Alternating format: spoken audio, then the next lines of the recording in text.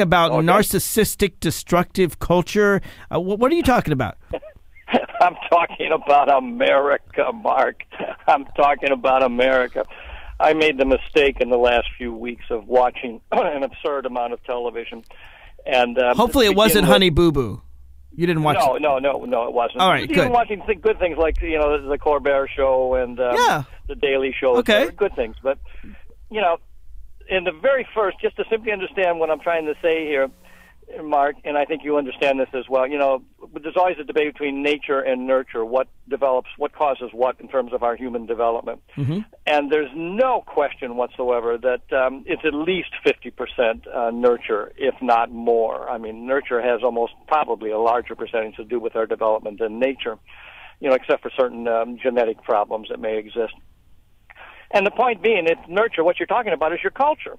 Mm-hmm. And what you're talking about is, therefore, American culture, since we're in this country. And you can look at very simple facts like destruction of family and the fact that single-parent family is, the dominant percentage these days. There are more people in single-parent families and more kids with single-parent families than there are with dual-parent families. You can look at all the trends in our society in the last few years.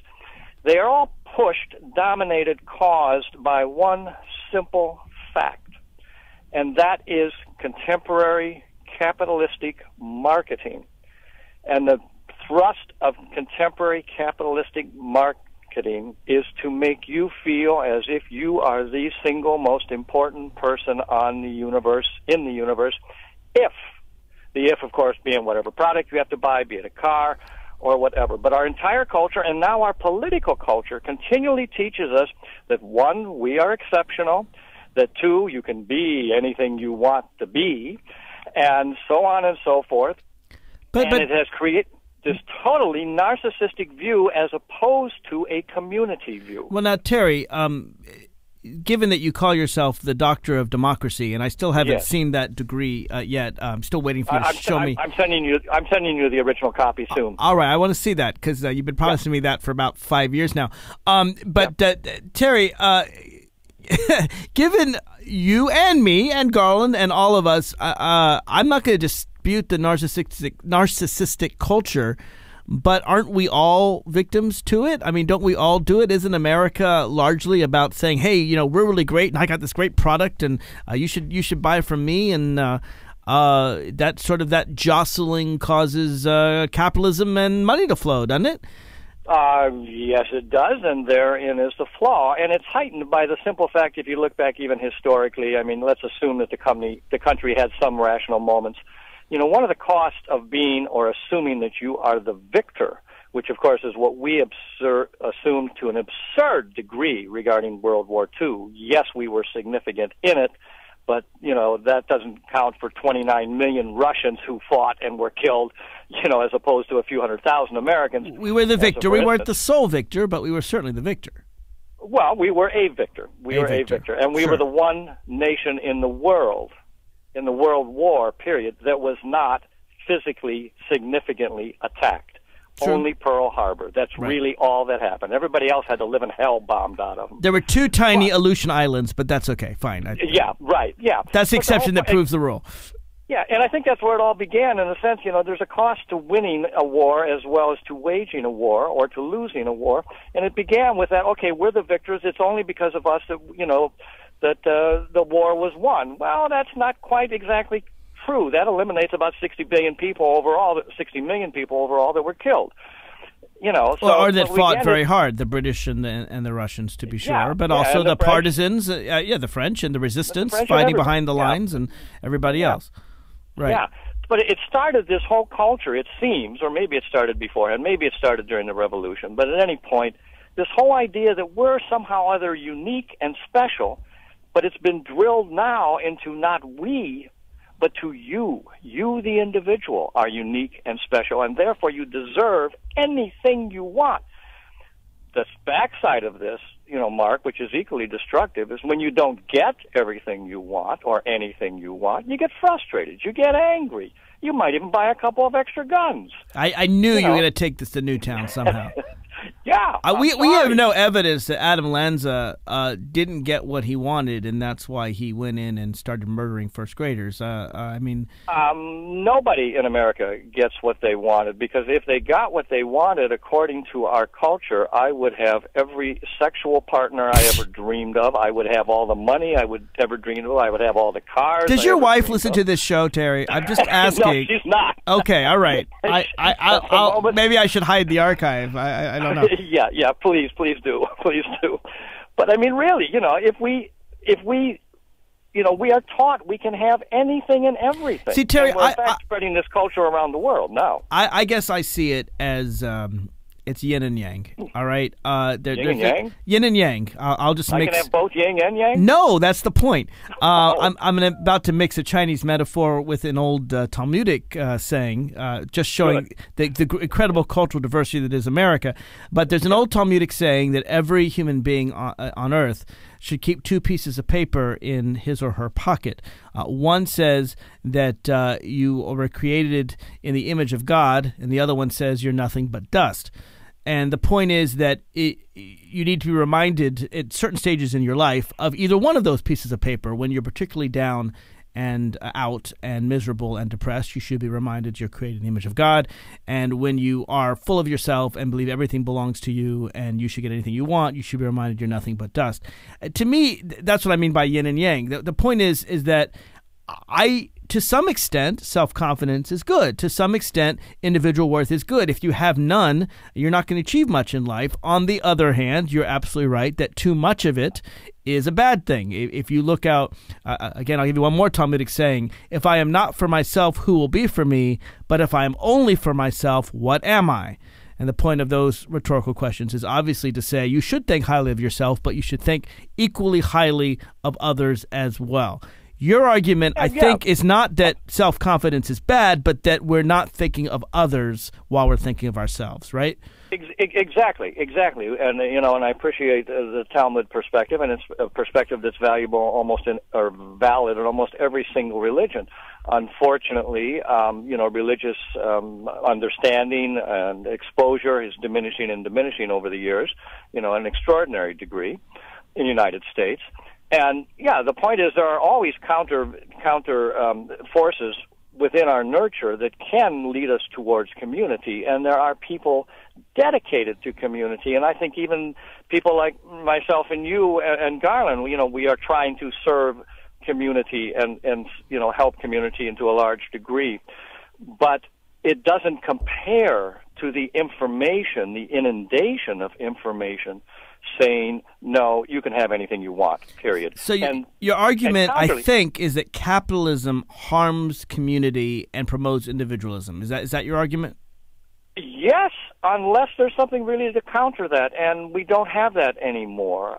Even our, except for a few political speeches, it's not about we. It's about we're going to make sure you have a job. We're going to make sure that you aren't taxed. We're going to make sure you have the gun rights or whatever it is. The whole idea of community has diminished, and in terms of advertising, it's non-existent. And all you got to do is sit down like I did for the last couple of days and watch. I actually watched, just even 30 Rock, the last episode, and every single commercial. I also go to a gym, where I exercise, and there's all these television screens on, and it's all about you and what you can be and achieve and everything else. It's not about community. And that's costing us as a nation. And it's the height of our narcissism because, again, narcissism means, well, I'm looking at me, and that's the only thing I want to look at. I'm even thinking about military commercials. It used to be, yes, Uncle Sam wants you, join the Army, join as part of one, communal thing. We're all fighting this together. And now when I think about the two slogans that I can think of, one is be all that you can be. Not be all that we can be all that you can be. And the second one's even worse. This one I think actually is so bad they actually have retired the slogan. They had a slogan for a brief time, I remember, called an Army of One. that somehow you were going to, like a video game, defeat the dragon and defeat the Al-Qaeda by yourself. And I couldn't think of any more stupid or frankly dishonest slogan than an army of one. The whole point of an army is it's not one. No single individual ever can constitute an army, and if they can, they're probably dangerous and should be locked up. An army by definition is people working together to achieve a task, and that's why we trust an army. We don't trust an individual to keep our security throughout the entire nation. And I thought that was like I said, not only a horrible slogan for narcissistic reasons, but actually dishonest, because there ain't no such thing as an army of one. No, although in a way we've even moved towards that to a large degree, because now you can have, and yes, there's layers of supposed security and control over it, but you can now sit back and control your drone. Right. You can just fly your little drone in, and you can wipe out anybody you want to wipe out. And as you know, we're even empowering the drones to make that decision for us. But you're exactly right. Even the idea of going from the idea of being a soldier, which sort of implies, again, a team thing, as opposed to a warrior. That's right. And our conversation has changed entirely to warrior.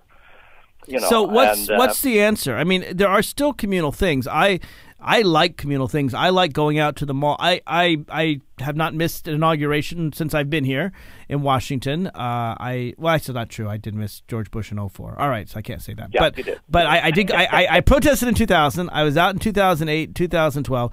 But also, I'm proud to say that every single July 4th, I go out into the mall and with my fellow Americans and enjoy that. There are certainly communal things. They're in religious institutions. They're in public parks. They're in things like July 4th celebrations where every American of every walk of life comes out. We certainly have communal events that continue to occur in America. How would you argue that we can promote community and dampen down some of this excess narcissism? Well, we have to go a step further, and not to diminish what you are doing or what you are saying, but to go to a communal event, like be it a football game or be it Super Bowl. Don't we all share that? Super Bowl, or today, or 4th of July, etc. That is totally different from being, say, in a community organization, say with your PTA, or being with a community organization such as a church or a synagogue. Where you're actually interrelating with all kinds of other people and other people's needs. Or the United Way, better example, where you're actually serving people in need without regard to any particular religion or anything like that. Yeah, but I mean, without that social, face-to-face human contact and human interaction, that's far different than, say, texting, than email, than going to an event with 600,000 strangers. It's a very different world to be involved with a simple community of people, be it your neighborhood or whatever, and working socially with them. That's a totally different experience, which therefore requires, the very fact of direct human interaction requires a certain degree of humility, because it means, you got to listen to other people's point of view. You got to be aware of hopefully their body language, their sensitivities, their needs. It's a totally different point of view. And even when we're doing things like everybody watching the Super Bowl, well, we're focused on that little black box, or now colored box, and that is not necessarily a community activity. It's not person to person. There's a big difference. In other words, we're in the audience. We're not on the field. Yeah, we're actually exactly. We're not creating the dialogue. We're simply passively watching it. Even if we're yelling and screaming and jumping up and down, no one sees it. We're not really part of the event. We are a spectator. That's true. And and it's a very different way that our culture has shifted over the last umpteen years. I mean, you think of, not to idealize everything, but a small town community, a small town America, even a small town or big city ghetto, had a sense of community that just doesn't exist today. I can give you one poignant example, and it'll just take me a minute, but, one of my first professional jobs in theater was in Philadelphia, and I was on the south side of Philadelphia, South Street. I was Theater of Living Arts, great theater, but right in the middle of the ghetto. I was one of 3 whites that lived in the whole area. I finally crossed the line into a few bars and restaurants and everything else where people began to recognize me as a community. And I lived right there on South Street, and I had a walk-up apartment, and I shared it with an African-American roommate and all of that stuff. And, I felt a little bit threatened for the most part, but okay, I was doing all right. One day I was walking down the street, minding my own business, and this car of punks pulled up and started to get out of the car to harass me, threaten me, rob me, whatever. Out of nowhere, 5, 6, 7, 8 other members of that community, all African American, came up and simply said to this other gang, "He's ours. Get out of here." They left. I never felt so damn safe in a neighborhood in my life. You were of that community. You were not a stranger. You were that community. Yeah, regardless of race or anything else. Right. And I didn't have a lot of personal interaction with them, but I had some, but I was part of that community. I felt, wow, this is great, Yeah. That wouldn't happen today, and I don't think not because of race, but it simply wouldn't happen because we don't have that kind of connection with each other. I think it still could happen today. Maybe I'm more optimistic than you. It depends where you are and what neighborhood you're in, and sure. But there's still, I think, a warm feeling. I certainly felt it at the inauguration with people standing around me, people I never met in my life, people I'm never going to see again in my life. But for a moment, we were all, maybe because we all shared our excitement and we had probably similar political views, though we didn't express them. Well, we all kind of booed Newt Gingrich, so I guess we did express them. But the point is I felt a connection with those people, complete strangers. Unlike you'd lived in that community for a while. And let me put a different context on it. And again, I'm not dismissing the value of being with a group of people supporting a particular idea or cause. I mean, I've been in numerous parades and everything else, and part of that, and spoken at events and all of that, and it's incredibly valuable. And I'm sure, were arrested with other people in 1968. Yes, when I was arrested all by my lonesome too. Right. But that's another whole story, including for political reasons. But who, you? Okay. Yeah, me. I know. But that's still different than you and I getting together and sacrificing some of our time, energy, money, whatever, and working together and sacrificing for other people. That's it's another level. Well, let me distinguish then. To do that. Let me distinguish then, because part of what you're talking about is communal spirit, but you're talking about something deeper. You're talking about, I don't know what you want to call it, charity or simply giving back to the community. You're talking about actually communally getting together and making the world a better place, and not just getting together to celebrate July 4th. Yeah, and not just getting better by making sure you get the better job, you get the higher pay, you get the promotion, you get whatever, regardless of what anybody else is getting. So you think that's happening less? You think there's less Peace Corps volunteers, there are fewer people that are going out and volunteering in soup kitchens? You think there's a smaller number of church or religious groups that are out there giving shelter to the homeless? You think it's definitely less than before? Oh, I know it is. I mean, statistically and numerically, et cetera. I mean, the weird thing is it's sort of like, and again, there's sort of a disconnect here that's important to understand, is like when the horrible thing happened, in Newtown, at Sandy Hook. I mean, millions of people send money and send flowers and build little shrines and everything else. Those